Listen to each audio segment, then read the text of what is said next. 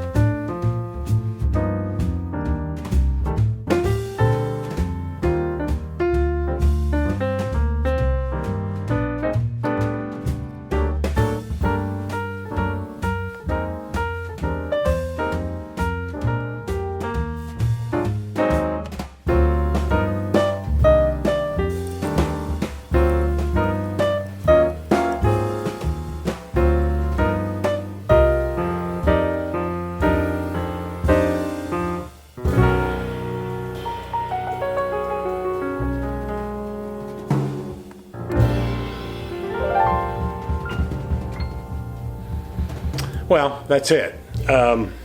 You know, maybe I overdid this, but the thing about this was I really learned from it. You know, I got that new Dremel tool, and unfortunately I didn't catch this on video, but there are these little corners, and boy, they looked really bad. I mean, they don't look great now, but they looked really bad. And I used this guy, this little rotary sand thing for the Dremel. And, you know, that works great when you have to get into those little areas and really, you know, hog out some meat from there, as opposed to, like, if you're doing something with one of these little sanding pads, there's no way to get in there. This thing really does a good job with that. So I learned from that. Now, I will say this, I think, honestly, a pin should be put in here and it should be peened. I don't think this screw is going to, I mean, if I was actually using this, I'm never going to use this for anything, ever. But if I was actually going to use it, I think a real